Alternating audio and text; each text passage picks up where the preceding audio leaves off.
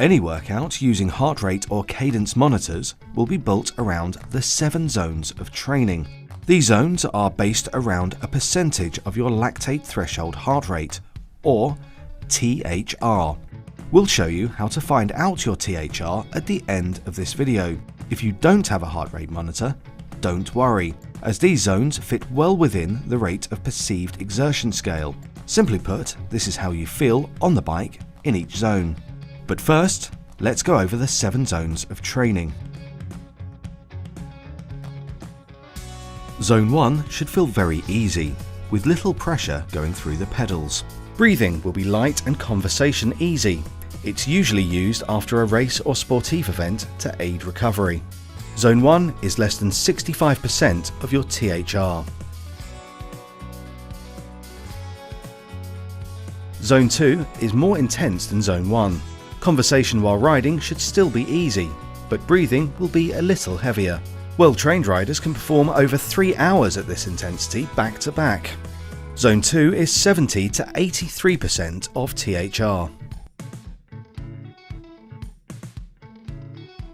Breathing is getting sharper now, with more concentration required to maintain the effort. The result is it's harder to talk, and we'll be starting to feel uncomfortable.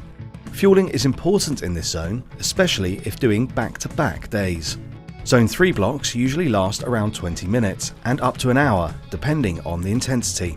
Zone 3 is 84 to 95% of THR. In Zone 4, conversation while riding will be almost impossible, and your breathing will be heavy but not strained. You'll be feeling the lactate burn, and it will require concentration and determination to stay in this zone. These efforts usually last up to 2 by 20 minutes, and it can be hard to do back-to-back days.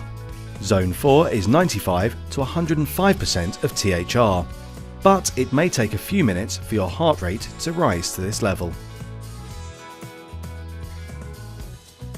This is a hard and painful zone, so you should be suffering. Breathing will be heavy and the effort will be difficult to maintain. If you have all of the above sensations, you're in the right place. These efforts usually last 3 to 8 minutes, and they're difficult to do on back-to-back days. Zone 5 is 106% plus of THR, although the lag from heart rate will make it hard to get your average heart rate right during these efforts. So concentrate on how your body is feeling. These efforts are very painful and not far off a maximum sprint effort. They should only be sustainable for 30 seconds to 3 minutes.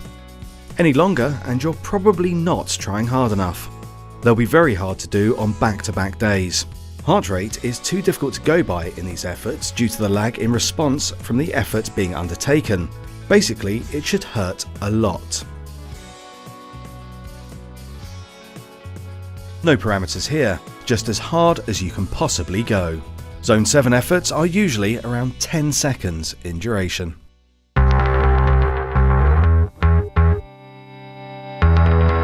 To find your lactate threshold heart rate, or THR, perform a 30-minute time trial all by yourself.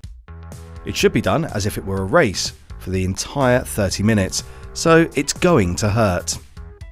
At 10 minutes into the test, press the lap button on your heart rate monitor. Stay focused and push hard throughout the remaining 20 minutes.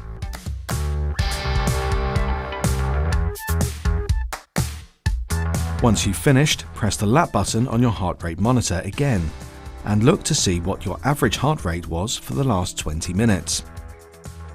That number is an approximation of your THR, and you can use it to work out the different heart rates for your training zones. You should go hard for the entire 30 minutes.